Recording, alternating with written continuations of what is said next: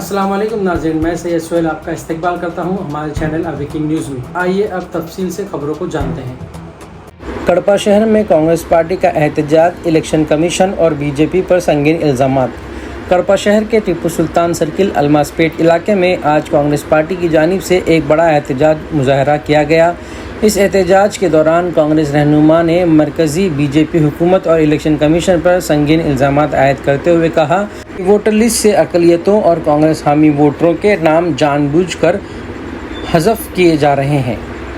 कांग्रेस रहनुमाओं ने इल्ज़ाम लगाया कि कर्नाटक CID की जानिब से 8 मरतबा वोट चोरी के मामले पर तफसीलात तलब किए जाने के बावजूद इलेक्शन कमीशन ने मुकम्मल खामोशी इख्तियार की हुई है।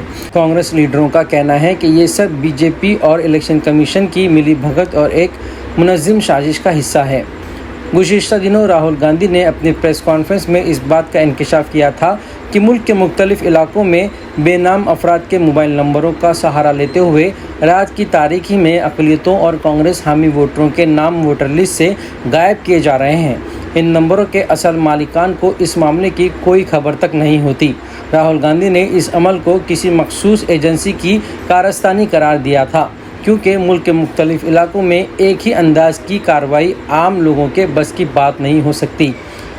कड़पा शहर के कांग्रेस रहनुमा सैयद गौसपीर ने एहतजाज से खिताब करते हुए कहा कि बीजेपी हुकूमत अपनी गिरती हुई साख को बचाने के लिए गैर जमहूरी हथकंडे इस्तेमाल कर रही है, चाहे वोटर लिस्ट में तब्दीली करना हो, EVM में छेड़छाड़ हो या फिर सरकारी अदारों को अपने कब्ज़े में लेकर मनमानी फ़ैसले करवाने हों।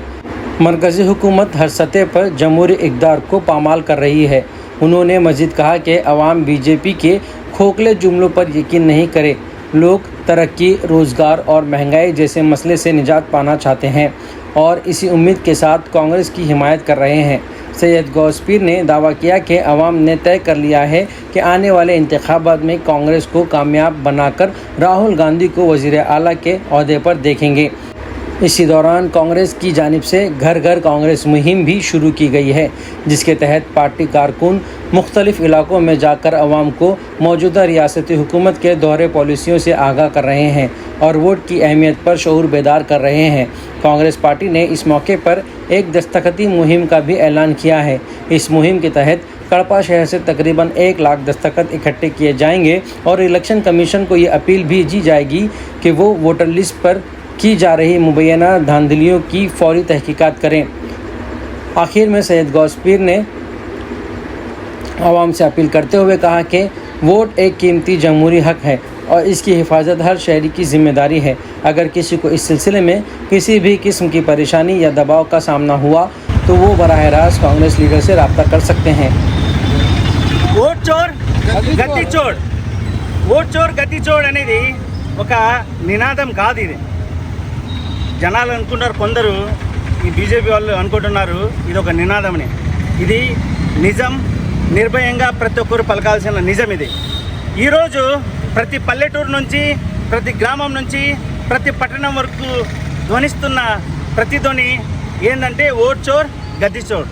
దీంట్లో నిజాలను ప్రజల ముందు పెట్టాల్సిన బాధ్యత ప్రతి పౌరుడి మీద ఉంది. ముఖ్యంగా కాంగ్రెస్ పార్టీ రాహుల్ గాంధీ గారు ఈ బాధ్యత తీసుకున్నారు. షర్మిలమ్మ గారు, జ్యోతమ్మ గారు కూడా ఆ మిషన్ను, ఆ ఉద్యమాన్ని ముందుకు తీసుకునేదానికి ఇక్కడ పనిచేస్తున్నారు.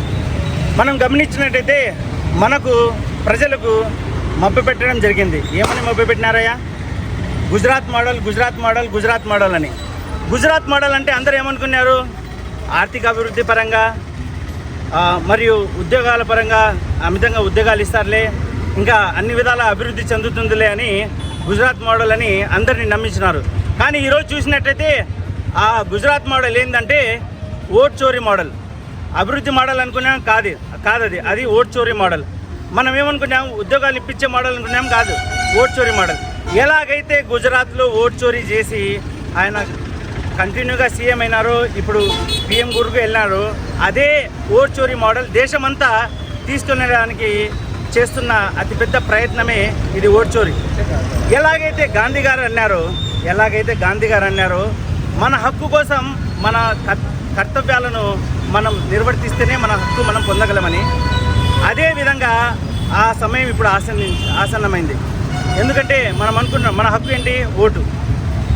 డాక్టర్ బిఆర్ అంబేద్కర్ గారు మనకు ఇచ్చిన మహా ఆయుధం, గొప్ప ఆయుధం. మనకు కావాల్సిన నాయకుడు. మన ఊరికి, మన దేశానికి, మన రాష్ట్రానికి, మన జిల్లాకు, మన పట్టణానికి, మన పల్లెకు ఎవరైతే ప్రగతి వైపుకు తీసుకుని వెళ్తారో వాళ్ళని మనం ఎన్నుకునే దానికి ఇచ్చిన హక్కు ఒక రాజ్యాంగం పరంగా డాక్టర్ బిఆర్ అంబేద్కర్ గారు రాసిన రాజ్యాంగం పరంగా ఉండే హక్కు ఏందిరా అంటే అది ఓటు. ఆ ఓటు హక్కును మనం అనుకుంటున్నాం, అంటే జనాలు అనుకుంటున్నారు మనకందరికీ ఉందిలే ఆ హక్కు అని. కానీ ఆ హక్కు మనకు తెలియకుండానే రాత్రికి రాత్రి తొలగించబడుతుంది. మీరు చూసినట్టయితే అలెన్ ఫైల్స్ అని రాహుల్ గాంధీ గారు రీసెంట్గా ఇప్పుడు ఇచ్చిన ప్రెస్ మీట్లో రాత్రికి రాత్రి ఉదయం 4 గంటలకు ఇద్దరి ఓట్లను తొలగించబడినాయి అనమాట. ఆ ఓట్లు ఎవరైతే తొలగించినాడో ఆయన కూడా తెలియదు. 4 గంటలకు పాపం ఆయన నిద్రపోతున్నాడు, చూస్తే 2 ఓట్లు వెళ్ళిపోయినాయి. ఇది కంప్లైంట్ ఇచ్చి ఆయనతో మాట్లాడితే నాకు తెలియదు అంటున్నారు, కానీ అతని మొబైల్ యూజ్ చేయబడింది. అలాగనే ఇంకొక లేడీతో మాట్లాడితే 6-7 ఓట్లు వెళ్ళినాయి ఆమె మొబైల్ ద్వారా. ఆమె కూడా తెలియదు, ఆమెకు మొబైల్ ఆపరేషన్ కూడా సరిగా వచ్చేట్టుగా లేదు. ప్రెస్ కాన్ఫరెన్స్లో రాహుల్ గాంధీ గారు ఆమెతో కూడా మాట్లాడించినారు. అంటే మన మొబైల్తో మన ఓట్లను తొలగించే అవసరం ఏమొచ్చింది? ఎవరైతే బడుగు బలహీన వర్గాలు ఉన్నారో, ఎస్సీ ఎస్టీలు ఉన్నారో, మైనార్టీలు ఉన్నారో, క్రిస్టియన్ ముస్లిం మైనార్టీలు, వీళ్ళు రాజ్యాంగపరంగా వెళ్ళే కాంగ్రెస్ పార్టీని ఎన్నుకుంటారని వాళ్ళకి తెలిసి వాళ్ళ ఓట్లనే టార్గెట్ చేసి వాళ్ళ మొబైల్ నెంబర్లను యూజ్ చేసుకొని కాల్ సెంటర్ల ద్వారా తొలగించడం జరుగుతుంది. కర్ణాటక సిఐడి 7 సార్లు లెటర్ రాయడం జరిగింది మన చీఫ్ ఎలక్షన్ కమిషన్కి. అయ్యా, ఈ ఓట్లు ఏవైతే తొలగించినారో దాని డీటెయిల్స్ ఇవ్వండి, ఎక్కడి నుంచి తొలగించినారు, దాని కంప్యూటర్ ఐపీ నెంబర్ కాడ నుంచి ఆ లొకేషన్ కాడ నుంచి ఎన్ని డీటెయిల్స్ ఇవ్వమంటే 7 సార్లు అడిగినా స్పందించని ఈ ఎలక్షన్ కమిషను ఓట్ చోరీ కోసం పోరాడుతున్న రాహుల్ గాంధీని ప్రశ్నిస్తారు అఫిడవిట్ ఇమ్మని. ఏమయ్యా, కోర్టులో నిలబడి ఉన్నారా రాహుల్ గాంధీ గారు అఫిడవిట్ ఇచ్చేదానికి? మీరు చీఫ్ ఎలక్షన్ కమిషన్ ఉండి మీ బాధ్యత ఇది, ఎలక్షన్స్ను సమగ్రంగా నిర్వర్తించాలా, ఓట్లు ప్రతి ఒక్కరికి వారి హక్కు వారికి దొరికే విధంగా మీరు పనిచేయాలా. అది చేయట్లేదయ్యా చూడండి అంటే అఫిడవిట్ అడుగుతారా? మీరు అఫిడవిట్ అడిగే అవసరం ఏమొచ్చింది? మీ పని మీరు సరిగ్గా చేయండి. 7 సార్లు అడిగిన సిఐడి మీరు ఎందుకు సమాధానం చెప్పట్లేదు? రాహుల్ గాంధీ గారు 7 రోజులు టైం ఇస్తున్నారు. 7 రోజుల్లో మీరు సమాధానం ఇవ్వండి కర్ణాటక సిఐడి అడిగే ప్రశ్నలకు. లేకపోతే దీన్ని బట్టి ప్రజలందరూ ఖచ్చితంగా నమ్ముతారు మీరు ఓట్ చోరీ చేసే వాళ్ళకు మీరు రక్షిస్తున్నారని. ప్రజలకు దృఢమైన నిర్ణయం ఖచ్చితంగా వస్తుంది. ఎందుకంటే మీరు ప్రజల పట్ల ప్రజల సంరక్షకుడిగా ఉండాల్సింది పోనిగా ప్రజల ఓట్లు దొంగలించే వారికి రక్షకుడిగా నిలబడడం ఇది చాలా దుర్మార్గమని రాహుల్ గాంధీ కూడా ప్రశ్నిస్తున్నారు. ఈరోజు మనందరి కర్తవ్యము ఏముందంటే ఓటు హక్కును కాపాడే కర్తవ్యం ఉంది. ఓటు హక్కు మనకు ఉందిలే, ఎలక్షన్స్ అప్పుడు మనం వేస్తామంటే అది మనకి తెలియకుండానే మన ఫ్రెండ్స్ నెంబర్స్తోనే, మన ఊరోళ్ళ నెంబర్లతోనే తొలగించబడుతుంది. మనకు తెలియదు, ఆ రోజు వెళ్తే పోలింగ్ బూత్లో మీ నెంబర్ లేదంటారు. ఆ విధంగా తొలగించడమే కాదు, దొంగ ఓట్లు. ఒక ఇంట్లో 80 ఓట్లు వచ్చినాయి. ఆడికెళ్తే ఆ ఇంట్లో ఒక పిల్లోడే ఉన్నాడు, ఒక ఫ్లాట్లో కర్ణాటకలో. అతనికి తెలియదు, నాకేం తెలియదు అంటున్నారు. సో దొంగ ఓట్లను చేరుస్తున్నారు. ఒకరికి 4 స్టేట్లలో ఓట్లు ఉన్నాయి, ఒక ఫ్లాట్లో 8 ఓట్లు ఉన్నాయి. జెన్యూన్ ఓట్లను రాత్రి తొలగిస్తున్నారు. ఇదేంటి అవకతవకలు?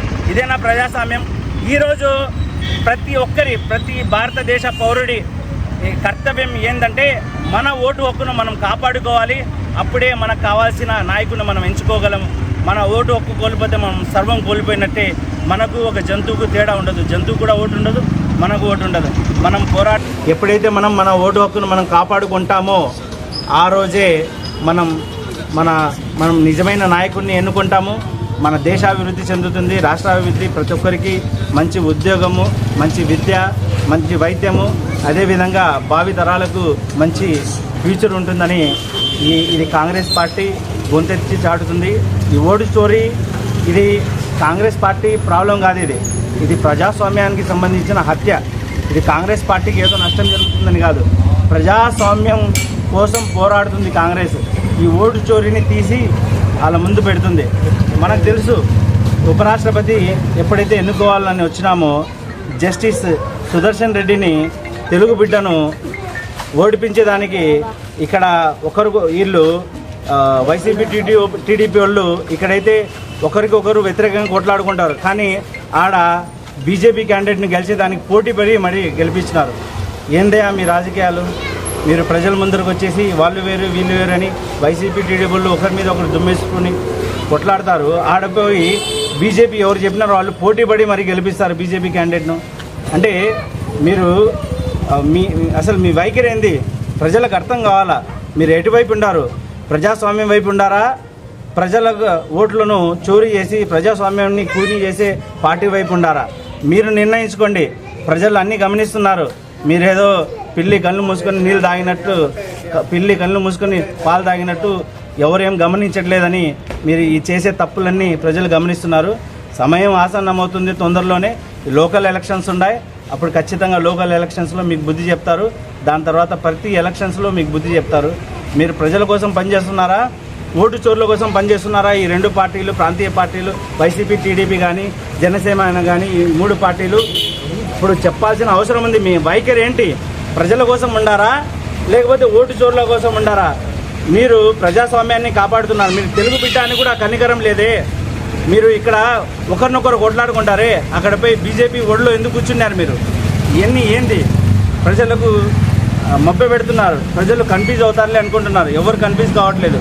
మంచి విజ్ఞానపరుడు మన ఆంధ్ర రాష్ట్ర ప్రజలు మీకు ఖచ్చితంగా బుద్ధి చెప్తారు. ఈరోజు ప్రజలకు వారి ఓటు హక్కు కోసం, వారి ఓటు హక్కు వాళ్ళు కోల్పోతున్నారు కాబట్టి దానికోసం పోరాడి వాళ్ళ ఓటు హక్కు వాళ్ళని కనిపించడానికి చేస్తున్న ఒక పెద్ద ఉద్యమమే ఈ ఓట్ చోర్ గద్దీ చోర్ సంతకాల సేకరణ. ఇక్కడ 5 కోట్ల ఓట్లను దేశం మొత్తంలో సేకరించాలని, మన కడప జిల్లాలో 1 లక్ష ఓట్లను సేకరించాలని ఈ ఉద్యమం మొదలుపెట్టాం. ఇది ఖచ్చితంగా మన ఎలక్షన్ కమిషన్ మీద ఈ ఒత్తిడి తెచ్చి ఎలక్షన్ కమిషను ఓట్ చోర్లకు సంరక్షకుడు కాకుండా ప్రజలకు రక్షకుడుగా పనిచేయాలని చేసే ఉద్యమమే ఇది. ప్రధానంగా మొన్న జరిగిన జెడ్పీటీసీ ఎలక్షన్లో డాక్టర్ బిఆర్ అంబేద్కర్ గారు రాసిన రాజ్యాంగం మీద చాలా పెద్ద నమ్మకము, మాకు చాలా నమ్మకం ఉంది. ఇక్కడ ఉండే పోలీస్ వ్యవస్థ మీద కూడా, ఇక్కడ ఉండే న్యాయ వ్యవస్థ మీద కూడా ఎక్కడన్నా పొరపాట్లు జరిగితే పోయిన ఎలక్షన్స్లో కానీ అంతకుముందు ఎలక్షన్స్లో కూడా జరిగి ఉన్నాయి. దాని మీద చర్య తప్పకుండా తీసుకుంటారు. నాకు నమ్మకం ఉంది. రాబోయే లోకల్ ఎలక్షన్స్లో ఎటువంటి అవకతవకలు లేకుండా మన రాష్ట్ర ఎలక్షన్ కమిషన్ కూడా, అదేవిధంగా దేశ ఎలక్షన్ కమిషన్ కూడా సరిగ్గా ఎన్నికలు జరపాలని ఆ ప్రయత్నంలోనే భాగంగా మేము నమ్మకం ఉంది. ప్రజల్లో కూడా విప్లవం వస్తుంది. అలా చేయకుండా ప్రజలు కూడా తిరగబడతారు.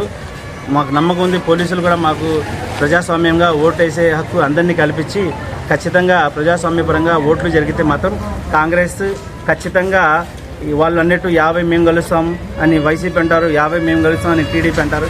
అవన్నీ ఉత్తమ మాటలు 100 ఉన్నాయి. ఇక్కడ ఉండేదే 50 తీసుకుంటే వాళ్ళు 0 గారు, వాళ్ళు 50 తీసుకుంటే వీళ్ళు 0 కాదు. అన్ని ఉత్తమ మాటలు. కాంగ్రెస్ చెప్తుంది ఖచ్చితంగా 30 మేము గెలుస్తాము. 10లో మీరు ఎన్ని గెలుచుకుంటారో గెలుచుకోండి. ఆ 10 కూడా ఆ 20లో చలో 10 తీసుకుంటారో లేకపోతే ఎట చేసేది. రాబోయే కాలంలో 50 కొడతాం మనం. ఇప్పుడు వచ్చేసి కనీసం 30 మేము ఖచ్చితంగా ఈ కడప కార్పొరేషన్లో 50 డివిజన్లలో 30 డివిజన్లు మేము గెలుస్తామని ఖచ్చితంగా చెప్పగలను నేను. జై కాంగ్రెస్, జై జై కాంగ్రెస్, జై కాంగ్రెస్, జై జై కాంగ్రెస్, జై కాంగ్రెస్, జై జై కాంగ్రెస్. क्या आपकी टाचों में हर कदम पर तेज दर्द होता है? सुबह उठते ही चलना मुश्किल हो जाता है? यह दर्द हो सकता है हील्स पर या प्लांटर फेशियाटिस की वजह से। दवाइयाँ, इंजेक्शन, फिजियोथेरेपी सब सिर्फ अस्थायी आराम देते हैं। असली जड़ का इलाज कहीं नहीं मिलता। लेकिन डो मोइन बुबेरेन के रिवाइवल क्लिनिक भिवंडी में मिलता है दुनिया का अनोखा समाधान। हिजामा कपिंग और खास जड़ी बूटियों का मिला जुला इलाज। यह उपचार जड़ से काम करता है, सूजन कम करता है, अतिरिक्त कैल्शियम और यूरिक एसिड घोलता है और देता है स्थायी आराम। हजारों मरीज जो 10 से 15 सालों से परेशान थे आज बिना दर्द के नई जिंदगी जी रहे हैं। हील्स पर और प्लांटर फेशियाटिस का असली और स्थायी इलाज है सिर्फ डॉ मोइन बुबेरे के पास। रिवाइवल क्लिनिक आपका आखिरी ठिकाना। डॉ मोइन बुबेरे को धन्यवाद।